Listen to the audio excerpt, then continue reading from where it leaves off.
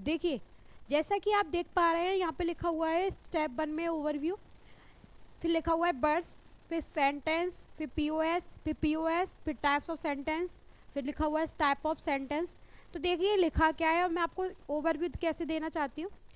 देखिए हम क्या करने वाले हैं ओवरव्यू में, हम कंप्लीट ओवरव्यू किस तरह से लेंगे।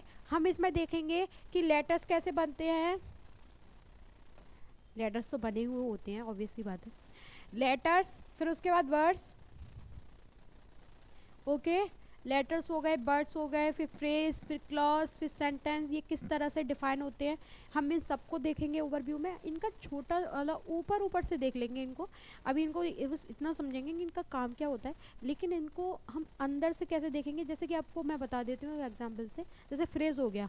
अब फ्रेज का क्या मतलब है, अभी हम फ्रेज का बस इतना काम देखेंगे कि फ्रेज का क्या मतलब होता है। ये विदाउट क्या होते हैं, सब्जेक्ट और वर्ब होते हैं। ये इनके खुद का सब्जेक्ट और वर्ब नहीं होता, लेकिन जैसे ही इनमें फ्रेज में क्या हो जाए, फ्रेज में अगर जैसे कि क्लॉजेज हो गए, अब इनमें क्या होता है सब्जेक्ट और वर्ब ऐड हो गया, ठीक है, सब्जेक्ट वर्ब ऐड हो गया। तो जो सब्जेक्ट वर्ब जिनका खुद का सब्जेक्ट और खुद की वर्ब हो वो क्लॉज, और जिसमें खुद का सब्जेक्ट और खुद की वर्ब ना हो वो क्या होते हैं, फ्रेज। लेकिन फ्रेज के कई टाइप्स भी होते हैं, एडजेक्टिव फ्रेज हो गया, एडवर्ब फ्रेज हो गया, इंटरोगेटिव फ्रेज हो, जितने भी फ्रेज हो गए ना वो सारे के सारे हम रीड करेंगे, अच्छे से पढ़ लेंगे उनको।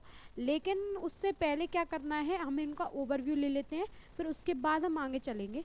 पहले देखिए थोड़ी थोड़ी चीज़ें देख लीजिए, ओवरव्यू ले लेंगे सारी वर्ड्स का, किस तरह से लेटर्स बने, फिर वर्ड्स, फिर सेंटेंस किस तरह से बने, क्या काम रहता है, थोड़ा थोड़ा ओवरव्यू देखिए।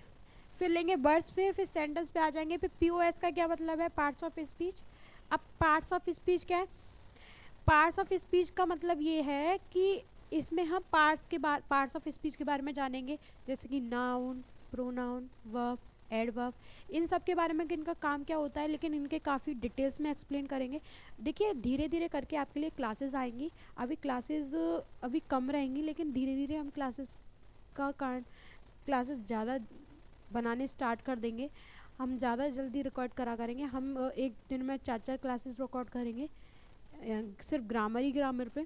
लेकिन अभी के लिए क्या रहेगा, अभी हम आपके लिए सिर्फ बेसिक्स लेकर आएंगे। देखिए जैसे कि आप देख रहे हैं पीओएस का मतलब हो गया पार्ट्स ऑफ स्पीच।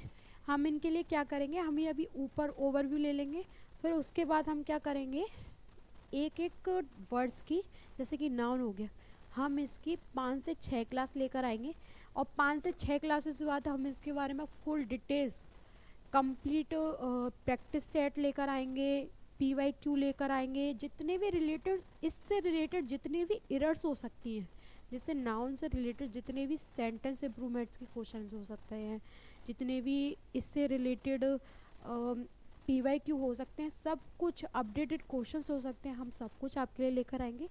आपके सारे डाउट्स क्लियर होने वाले हैं। अभी मैं इतना आपसे दावा करती हूँ कि अगर आप हमारे चैनल पे रहते हैं, हम पर आप ट्रस्ट बनाए रखते हैं ना, तो हम आपके लिए इतना सब कुछ कर सकते हैं कि आप बिलीव भी नहीं कर सकते। हम आपके लिए कंप्लीट प्रैक्टिस लेकर आएंगे, कंप्लीट ग्रामर लेकर आएंगे, कंप्लीट एवरीथिंग लेकर आएंगे। हम कॉम्प्रिहेंशन भी काफ़ी अच्छा लेकर आएंगे, जिसमें हम आपको Hindu editorials, times of India, ये सारे आर्टिकल्स लेकर आएंगे इनके, और इनको बताएंगे आपको कि इनके जो बड़े बड़े सेंटेंसेस है आप किस तरह से ब्रेक कर सकते हैं। मैं आपको एक छोटी सी शॉर्ट वीडियो भी लेकर आऊँगी मैं, जिसमें आपको मैं बताऊँगी कि किस तरह से द हिंदू के एक बड़ा सा सेंटेंस, जिसमें आप छोटी छोटी चीज़ें पता हो आपको वर्ड्स के बारे में, कि इनके वर्ड्स के काम क्या होता है, वो आप एग्जैक्ट आपको पता हो उन चीज़ों के बारे में, वो चीज़ें भी हम आगे देखेंगे।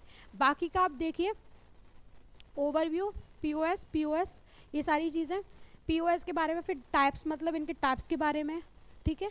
फिर टाइप्स ऑफ सेंटेंस में आ गया असर्टिव्स हैं, इंटेरोगेटिव्स हैं, नेगेटिव हैं, इम्पेरेटिव हैं, एक्सक्लेमेटरी हैं, और जो आपको नेक्स्ट टाइप ऑफ दिख रहा है उसका मतलब ये है, जैसे आपने कॉम्प्लेक्स, कंपाउंड, सिंपल, ये सारे सेंटेंस देखे हैं, उन सब के टाइप्स के बारे में अभी हम इनका ओवरव्यू लेंगे, धीरे धीरे करके सीखेंगे चीज़ें कि किस तरह से आसान होती हैं। आगे देखिए नेक्स्ट स्लाइड पे, देखिए सबसे पहले लिखा हुआ है लेटर्स, जिसके बाद आपको दिख रहा होगा वर्ड्स, फिर दिख रहा होगा फ्रेज, फिर दिख रहा होगा क्लॉज, फिर दिख रहा होगा सेंटेंस। देखिए आपको मैं एक चीज़ बता दूं, अगर कोई भाषा है, कोई भी भाषा हो, सबसे छोटी इकाई उसकी लेटर ही होती है। अगर हम लेटर ना जाने किसी भाषा का तो हम बोलेंगे कैसे? अगर मैं आपसे जो लैंग्वेज यूज़ कर रही हूँ, कहीं ना कहीं सबसे पहले मैंने लेटर ही सीखे होंगे, फिर लेटर के बाद मैंने वर्ड बनाए होंगे, फिर वर्ड बनाने के बाद फिर बड़े बड़े सेंटेंस बनाए होंगे, तभी तो मैंने हिंदी बोली है।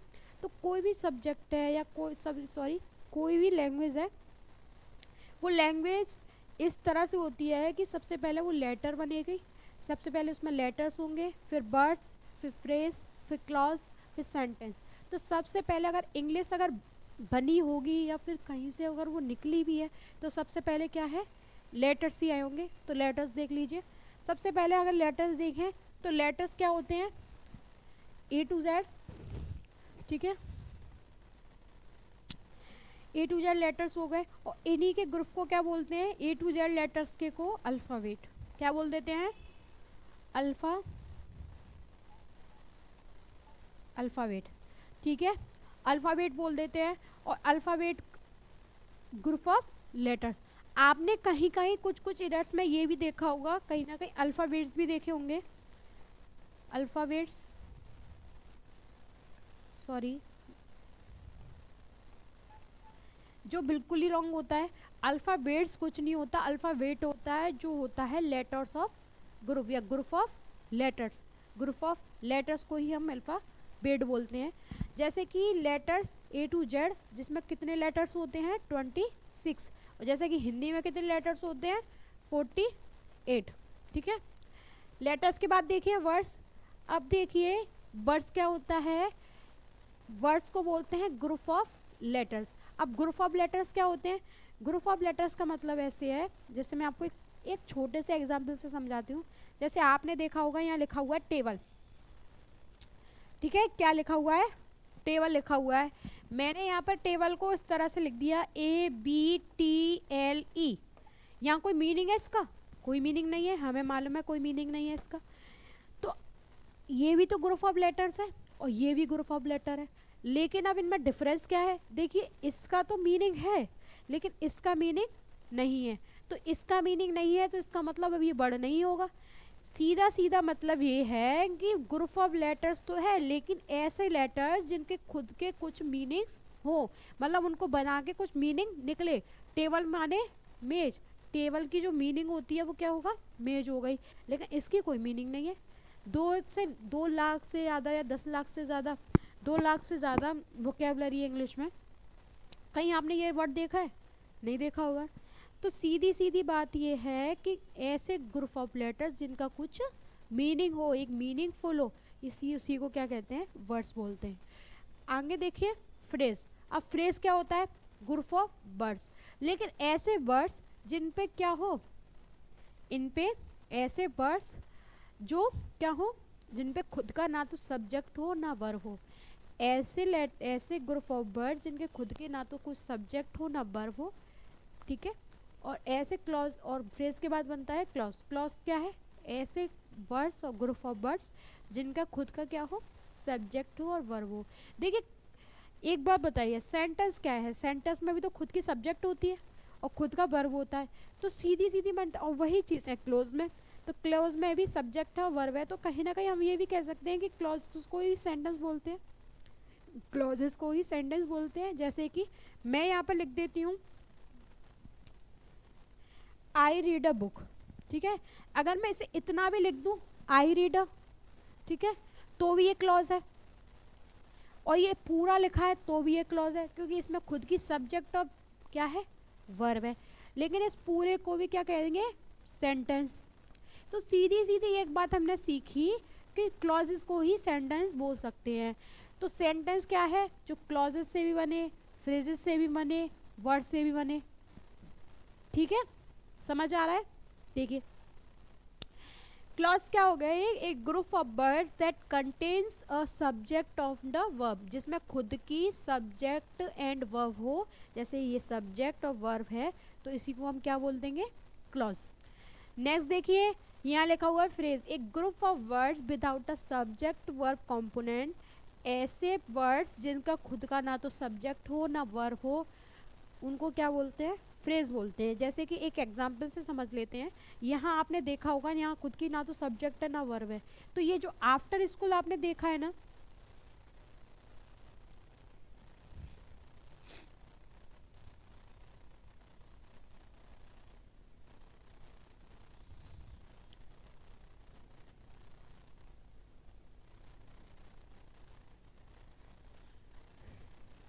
देखिए आफ्टर स्कूल का क्या मतलब हो गया, आफ्टर स्कूल का ये मतलब हो गया कि ये क्या है, फ्रेज हो गया। ये हो गया हमारा क्लॉज, और इस पूरे को मिला करके ही बोल देंगे हम सेंटेंस। ठीक है, देखिए लेकिन इस वाले आफ्टर स्कूल को, इसको तो सेंटेंस बोल नहीं सकते क्योंकि इसमें खुद का सब्जेक्ट और वर्ब नहीं है। मैंने आपको बताया है जिसका खुद का सब्जेक्ट और वर्ब हो उसी को हम सेंटेंस बोलेंगे, लेकिन इसमें खुद की सब्जेक्ट और वर्ब नहीं है, और सब्जेक्ट वर्ब नहीं है तो इसका मतलब क्या है, सब्जेक्ट वर्ब नहीं है तो इसका मतलब क्या है, ये क्या है, फ्रेज हो गया। लेकिन अब इसको पूरे को मिला दें तो ये क्या बन गया, सेंटेंस बन गया। यहाँ तक कोई डाउट, समझ में आ रहा है आपको?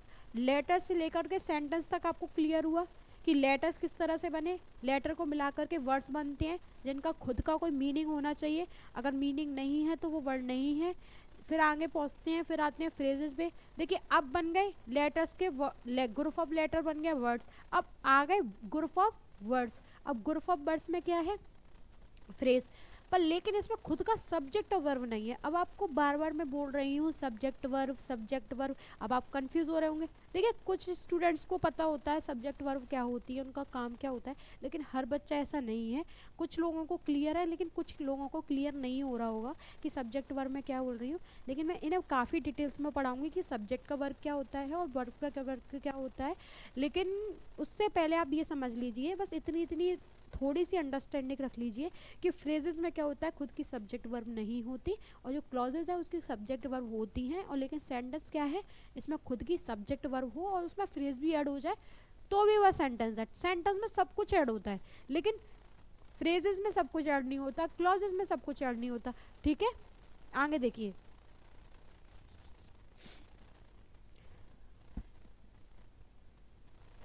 नेक्स्ट देखिए, यहाँ लिखा हुआ है letter the smallest unit of any language. यहाँ पे थोड़ा हमने डिटेल में इसको ऐड कर दिया है। यहाँ हमने लिखा है smallest unit of any language, जिसका मतलब है किसी भी लैंग्वेज की सबसे छोटी इकाई क्या है, लेटर्स है।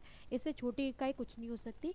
जैसे कि आपने साइंस में भी पढ़ा होगा, ठीक है, साइंस में आपने पढ़ा होगा कि जो सॉलिड चीज़ें होती हैं उनकी सबसे ज़्यादा, जैसे इस दुनिया में जितनी भी चीज़ें हैं जो कठोर हैं, ठीक है, मतलब थिंग्स में, तो उन वो क्या बनी, उनकी कोई छोटी कोई इकाई तो होगी। तो जैसे कि उनकी एटम होती है,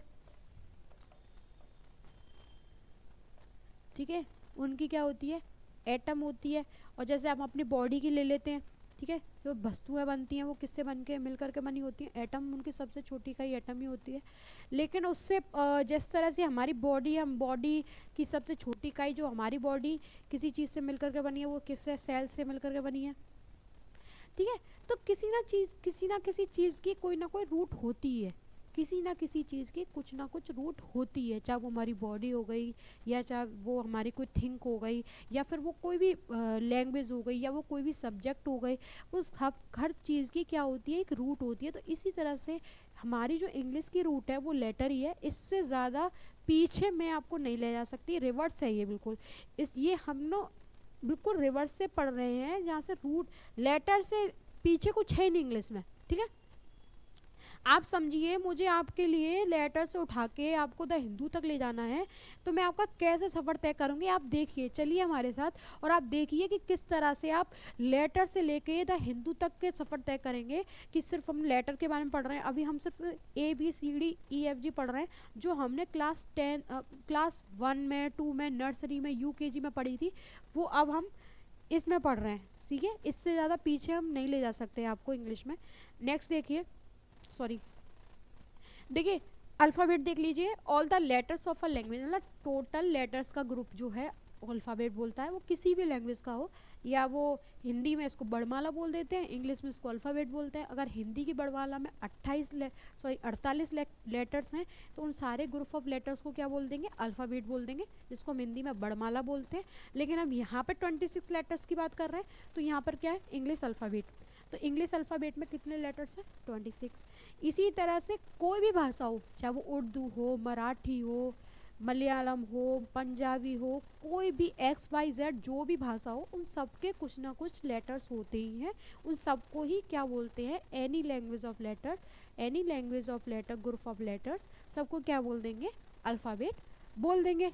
ठीक है, नेक्स्ट देखिए, 21 कॉन्सोनेंट्स एंड 5 वॉवल्स। मतलब कि हमारे जो 26 लेटर्स हैं ना, वो 26 लेटर्स में क्या है, 26 लेटर्स जो है वो 21 कॉन्सोनेंट्स हैं और 5 वॉवल्स हैं। ठीक है, अब हम आपको ये तक भी कंप्लीट ये बता देंगे कि कॉन्सोनेंट और वॉवल्स में क्या डिफरेंस है, what is the difference between consonants and vowels.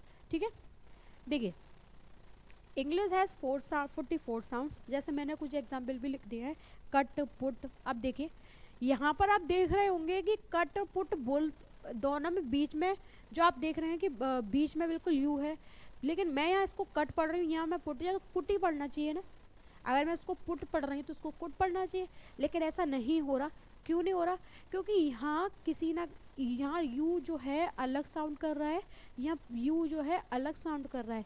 इसी तरह से जो इंग्लिश के लेटर्स हैं वो सारे के सारे कुछ ना कुछ अलग अलग साउंड करते हैं, किसी जगह पे कुछ और किसी जगह पे कुछ। आपने देखा होगा कुछ जो लेटर्स, सॉरी, कुछ वर्ड्स ऐसे होते हैं जहाँ साइलेंट होते हैं, जैसे के, जैसे आपने देखा होगा नॉलेज। अब नॉलेज में क्या है, के जो है साइलेंट है।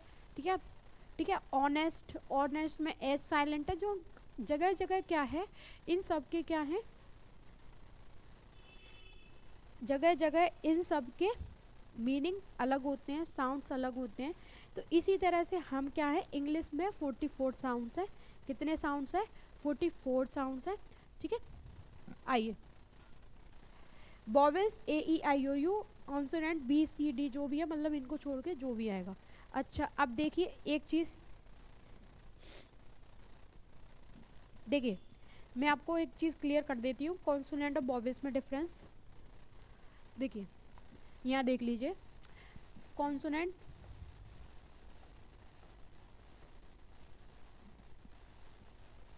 वॉवेल्स, ठीक है, कॉन्सोनेंट्स और वॉवेल्स में देख लीजिए, कॉन्सोनेंट्स क्या होते हैं, वॉवेल्स क्या होते हैं। कॉन्सोनेंट्स का मतलब होता है कि जो बिना वॉवेल्स के सहायता के बोले ही ना जाएं, लिखी ना जाएं। जैसे कि मैं आपको बताती हूँ, मेरा नाम है काजल, तो का जो है, का वर्ड जो है, इसमें है का प्लस आ। ठीक है, का प्लस आ। तो जो का प्लस है, अगर मैं इसको का लिखूं तो ये बिना आ के सिर्फ का रह जाएगा। ठीक है, यहाँ ये का पूरा नहीं है, आधा है, इसको पूरा करने के लिए आ लगाया है, तभी इसको क। आपने देखा होगा क बोल रही तो आ भी आ रहा है, बीच में आ रहा है ना पीछे, क अ, क अ, मतलब क। आपने हिंदी इंग्लिश में भी देखा होगा, का को का आ लिखते हैं, मतलब हमेशा ए और लिखते हैं पीछे। आपने बचपन में पढ़ा होगा, आपने देखे होंगे वर्ड्स को बनाते हुए कि अल्फ़ाबेट्स को कैसे बनाते हैं, ए से डबल ए या डबल आ, मतलब जो भी है वो सब हमने पढ़े होते हैं। तो इस तरह से देखें तो ये बिना वॉवेल्स के नहीं आ रहे ना, बिना वॉवेल्स के तो नहीं आ रहे। तो बिना वॉवेल्स के ना तो इनको लिखा जा सकता, ना इनको पढ़ा जा सकता, इसीलिए इनको कॉन्सोनेंट बोलते हैं। और वॉवेल्स में डिफरेंस ये होता है, AEIOU, ये क्या है, बिना किसी की सहायता के बोले जा रहे हैं। देखिए जैसे लिखा है आ लिखा है, ठीक है, आ लिख गया। अब जो मैंने आ लिखा है, उस आ में देखिए अ बोल रही हूँ, कहीं कुछ कोई यूज़ हुआ कॉन्सोनेंट, नहीं हुआ ना। तो इसका सीधा सीधा यही मतलब है कि जो कॉन्सोनेंट और वॉवेल हैं, कॉन्सोनेंट के हमेशा स्वर की सहायता से बोले जाते हैं, लेकिन स्वर हमेशा खुद की सहायता ही लेते हैं, वो किसी की सहायता नहीं लेते। ये हमेशा सहायता पे डोलते हैं, ये बिना सहायता के डोलते हैं। ठीक है, क्लियर हो गया होगा इतना, तो आगे कोई दिक्कत तो नहीं है। ठीक है, आइए, नेक्स्ट देखिए,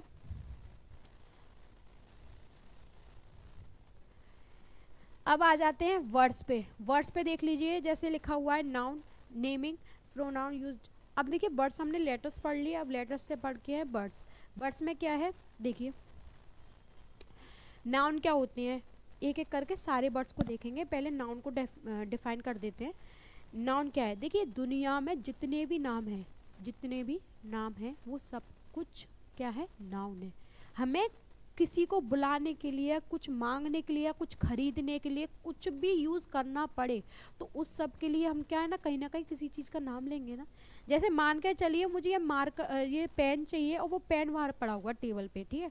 अगर टेबल पे पेन पड़ा हुआ है तो मैं किसी टीचर से मांग रही हूँ कि सर वो दे दीजिए, अब वो तो कुछ नहीं है ना, तो कहीं ना कहीं मैं इसका कोई नाम रखूँगी, कुछ बोलूँगी जिससे लोग इसे पहचाने, या फिर मुझ वो टीचर इसे पहचाने कि मैं उसे क्या मांग रही हूँ। नहीं तो वो पता ही नहीं पड़ेगा, टेबल पे तो काफ़ी सारी चीज़ें रखी हुई हैं। तो इसीलिए मैं उसे उठाने के लिए उसका नाम बोलूँगी कि सर मुझे पेन दे दीजिए जो वहाँ टेबल पे पड़ा हुआ है, ठीक है। तो इसी तरह से हम कुछ ना कुछ दुनिया है, अब दुनिया में हम किसी को पहचानने के लिए या सीखने के लिए, समझने के लिए कुछ ना कुछ नाम लेते ही हैं। ऑब्वियस सी बात है, नाम लेंगे ही। तो नाम लेने के लिए कुछ भी जहाँ पे नाम है ना वो ही नाउन है, मतलब total naming words are noun, ठीक है। टोटल नेमिंग वर्ड्स जो कुछ भी है सब नाउन है, ठीक है। आगे देखिए प्रोनाउन।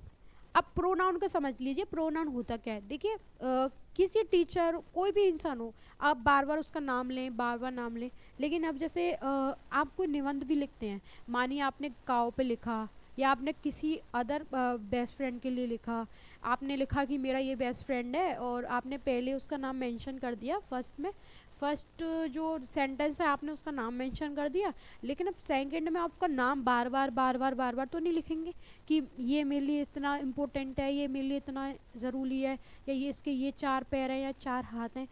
भाई देखो सब चीज़ तरीके से डिफाइन है, सब चीज़ अच्छे से ऑर्गेनाइज कराई गई हैं। इस दुनिया में हर चीज़ ऑर्गेनाइज्ड है। देखिए कोई भी चीज़ है, आप आसपास भी देखते हैं हर चीज़ ऑर्गेनाइज्ड है, आपको दिख नहीं रही, आप ना किसी कमरे में भी बैठे ना, उसमें भी जो चीज़ें आपके आसपास भी चल रही होंगी ना, जो आप साइंस से रिलेटेड ले लीजिए, जो मैथ से रिलेटेड ले लीजिए, कोई भी चीज़ ले लीजिए, हर चीज़ ऑर्गेनाइज्ड है अपने अंदर। बस हम ऑर्गेनाइज्ड नहीं रहते और हम जानते भी नहीं ऑर्गेनाइज्ड रहना कैसे होता है। लेकिन उससे पहले आपको मैं बता देती हूँ कि जिस तरह से मैंने आपको बोला कि जैसे प्रोनाउन है, हम क्या करेंगे कि एक बार काव लिख दी, उसके बाद हमने सोचा कि अब हम उसका नाम बदल देते हैं, ठीक है।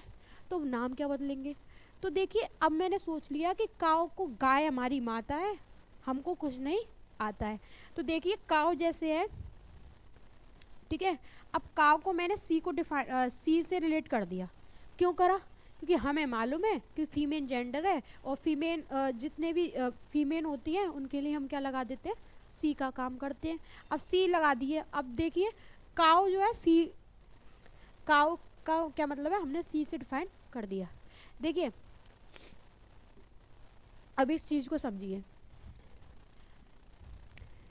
जैसे कि मैं आपको एक चीज़ बताती हूँ, रूल्स और concept. What is the difference between concept and rules. देखिए आज मैंने काव को सी बोल दिया, ये बन गया रूल। मैंने सी को काव बोल दिया, ओके बन गया रूल। लेकिन अब इसका कॉन्सेप्ट क्या बनेगा, कॉन्सेप्ट ये बनेगा कि जितने भी फेमिनिन होती हैं, जितने भी फीमेल्स होती हैं, उनके लिए हम क्या करते हैं, सी का यूज़ करते हैं। ये हो गया सी कॉन्सेप्ट। लेकिन सीधा सीधा लिख जाए तो रूल्स, लेकिन उनको कैसे कैसे बना, लेकिन कैसे वर्ड आया, मतलब ये हम लोग अगर इसको फीमेल्स बना रहे हैं, अगर फीमेल्स कर रहे हैं, या फिर हमने सोचिए जैसे मैंने बोला ही के साथ इजी यूज़ होता है, ठीक है, आर क्यों नहीं होता। तो यहाँ जो कैसे का कैसे वर्ड आ रहा है ना, उसका मीनिंग जो पता लगती है वो हमें कॉन्सेप्ट से लगती है। लेकिन अगर वो एक रूल ही बन जाए तो वो क्या होता है, रूल होगा कि रूल याद कर लीजिए, काम खत्म हो जाएगा। आगे देखिए यहाँ हो गया प्रोनाउन। अब प्रोनाउन क्या होते हैं, used in a place of a noun, जो स्टॉप रिपीटेशन ऑफ नाउन्स, जो रिपीटेशन को ख़त्म कर देते हैं किसकी, नाउन्स की रिपीटेशन को ख़त्म कर देते हैं, ठीक है। अगर नाउन्स की रिपीटेशन को ख़त्म कर रहे हैं, जैसे मैंने बोला था कि काव काव बार बार बोल रही हूँ तो अच्छा नहीं लग रहा है, तो मैंने एक सेंटेंस में काव लिख दिया, बाकी के अदर सेंटेंस में मैंने क्या बोल दिया, उसको सी बोल दिया। तो इसी तरह से मैंने क्या कर दिया, रिपीटेशन को ख़त्म कर दिया, उसी को बोलते हैं प्रोनाउन। नेक्स्ट देखिए एडजेक्टिव। अब एडजेक्टिव क्या होती है, मान के चलिए हम इसे कुछ एग्जाम्पल से देखते हैं। देखिए, काजल इज़ ब्यूटिफुल गर्ल, मैंने अपने आप को ही ले लिया है, ब्यूटीफुल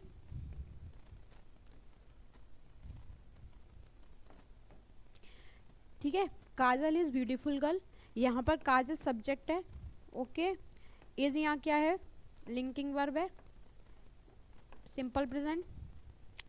ब्यूटीफुल एडजेक्टिव, गर्ल क्या है, ऑब्जेक्ट।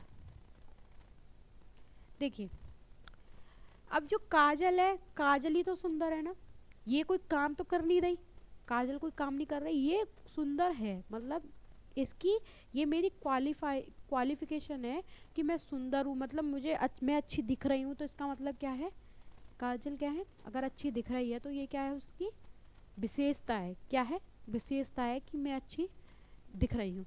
तो देखिए काजल इज़ ब्यूटीफुल, तो जो ब्यूटीफुल वर्ड आपको दिख रहा है यहाँ पर क्या है, नाउन, ठीक है। तो आपको दिख रहा होगा कि ये मुझे डिफाइन कर रहा है, मेरी विशेषता बता रहा है, तो ये सीधे सीधे है कि अब मैं यहाँ पर अच्छा एक चीज़ और, जैसे he is sorry she is beautiful, ये सेंटेंस मैंने ब्ला ब्ला ऐसे कर दिया। अब देखिए काजल की जगह पे मैंने सी कर दिया, यहाँ पे मैंने प्रोनाउन यूज़ कर दिया, यहाँ मैंने नाउन यूज़ कर दिया, ठीक है तो सेम सेंटेंस और है भी एक ही चीज़, लेकिन क्या कर दिया मैंने यहाँ पे, क्या कर दिया, काजल को सी कर दिया, ठीक है। काजल को मैंने क्या कर दिया, सी कर दिया, मैंने रिपीटेशन को ख़त्म कर दिया, पहली बात तो ये।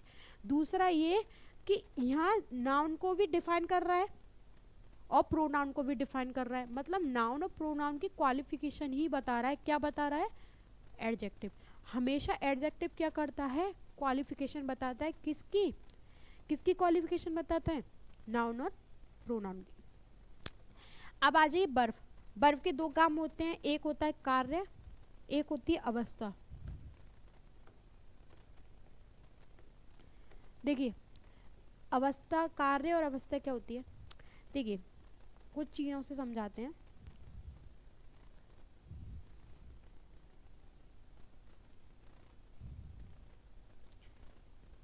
देखिए एक सेंटेंस है,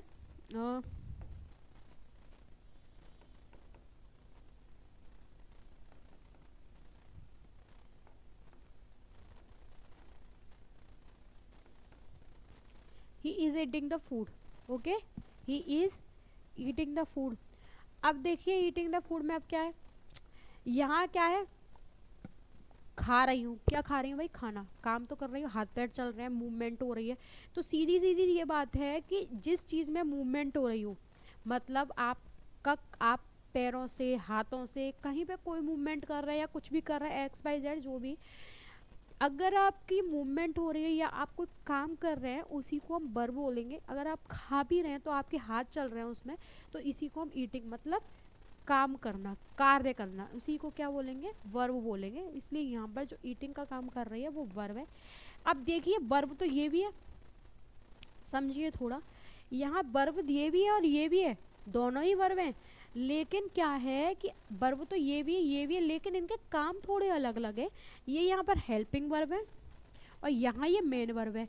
इसीलिए मैं आपसे बोलना चाह रही हूँ कि मैं अभी आपको ओवरव्यू दे रही हूँ, वो जो वर्ब आपको मैं बता रही हूँ वो सिर्फ ओवरव्यू है कि इनका काम क्या होता है, लेकिन अभी हम इसे डिटेल्स में पढ़ेंगे। देखिए दो चैप्टर्स होते हैं वर्ब के, एक वर्ब हो गया, एक एडवांस्ड वर्ब हो गया, जिसमें हम सीखेंगे वर्ब और एडवांस वर्ब में कि देखिए आपको सारी चीज़ें पता चलेंगी कि मेन वर्ब क्या होती है, वर्ब क्या होती है, हेल्पिंग वर्ब क्या होती हैं, ऑक्सिलरी वर्ब्स क्या होती हैं, मॉडल्स क्या होते हैं, हम हर एक छोटी से ट्रांजिटिव वर्ब क्या होती है, इंट्रांजिटिव वर्ब क्या होती हैं, ये सारी चीज़ें हम सीखेंगे। लेकिन अभी फ़िलहाल हम बस वर्ब का काम सीख रहे हैं कि इनका काम क्या होता है, ठीक है। तो हम देखिए क्या करेंगे, इनका काम सीखेंगे। तो देखिए मैंने बताया कि आपको कार्य हो गया। अब देखिए अवस्था, स्टेट्स जो है अवस्था,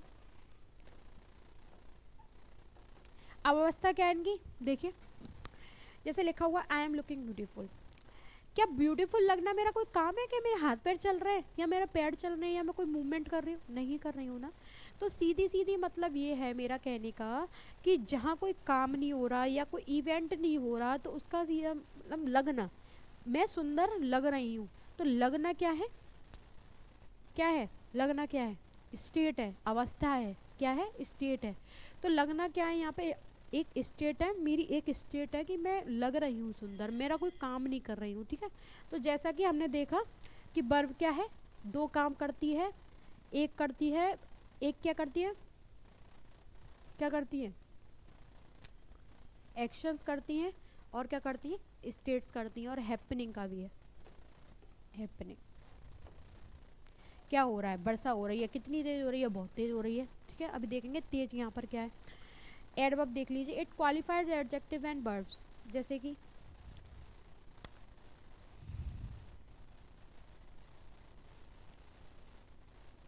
देखिए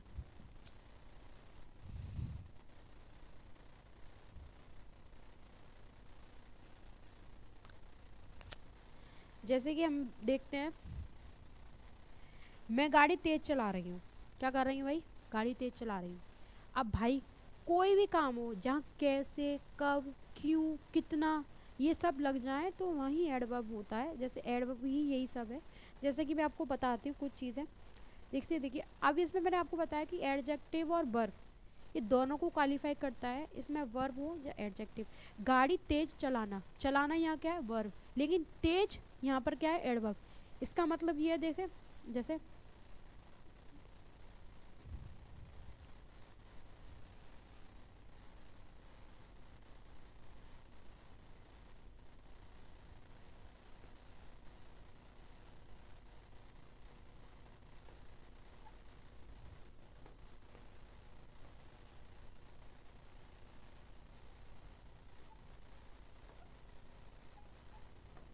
देखिए she drives the car very fast, मतलब वो क्या करती है, गाड़ी क्या चला रही है, तेज चला रही है, किसको क्वालिफाई कर रहा है, वर्ब को, ठीक है। लेकिन कुछ जगह ये एडजेक्टिव को भी क्वालिफाई करेगा। मैंने बोला वो बहुत सुंदर है, कितनी सुंदर है भाई, वो बहुत सुंदर है यार। तो यार अब देखो एक बात सोचो, यहाँ जो सुंदर वर्ड आपको मैंने बताया अभी कि जो नाउन और प्रोनाउन की विशेषता बताया, मतलब क्वालिफाई बताया, it qualifies a noun and pronoun. तो यहाँ पर मैंने आपको बताया कि वो क्या कर रहा है, एडजेक्टिव का क्या है कि वो नाउन और प्रोनाउन की क्वालिफिकेशन बता रहा है। लेकिन नाउन और नाउन और प्रोनाउन की क्वालिफिकेशन तो बता रहा है, लेकिन यहाँ एडवर्ब में क्या काम है उसका, वो देख लीजिए। वो सुंदर है, कितनी सुंदर है भाई, सुंदर तो यहाँ ब्यूटीफुल क्या हो गया, एडजेक्टिव हो गया। लेकिन कितनी, जो कितनी शब्द आ गया वो क्या आ गया कि क्वालिफाई, भाई क्या हमें क्या पता कितनी सुंदर है, जो कितना वर्ड है ना वही यहाँ पर एडवर्ब, एडवर्ब है सॉरी। तो देखिए एडवर्ब कंप्लीट हो गया।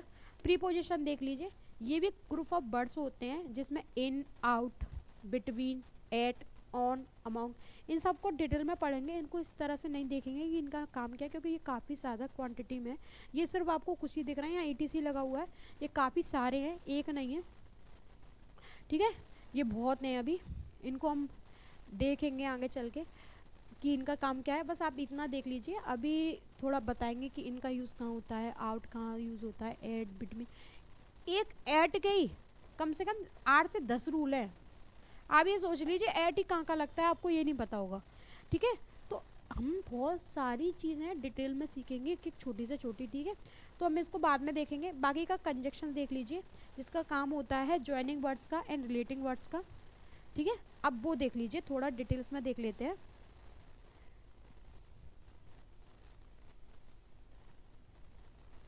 देखिए मैंने एक सेंटेंस लिखा, सॉरी वर्ड्स लिखे हैं,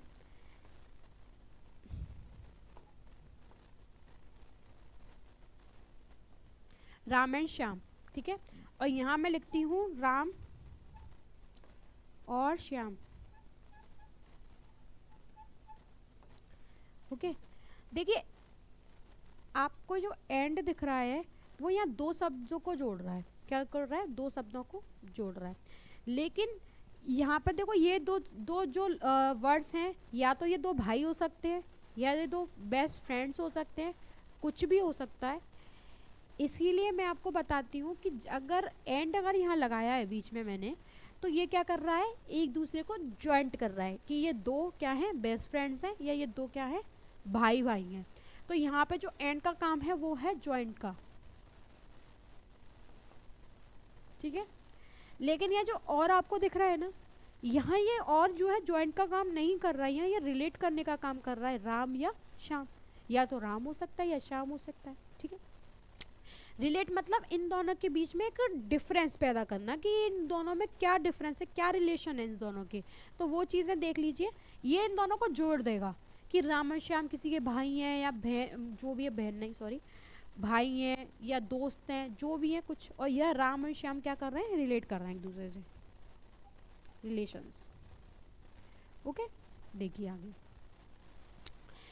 यहाँ तो ये सब हम भी बताएंगे आपको डिटेल्स में, ये सब क्या है। अभी तो ईटीसी काफ़ी सारे होते हैं, ये सॉरी थोड़ा बैड थ्रोट से पढ़ाना पड़ रहा है, सो सॉरी फॉर दैट। लेकिन इंटरजेक्शंस में क्या है, सडन रिएक्शंस एंड फीलिंग्स। अच्छा, इसे थोड़ा अच्छे से समझ लेते हैं।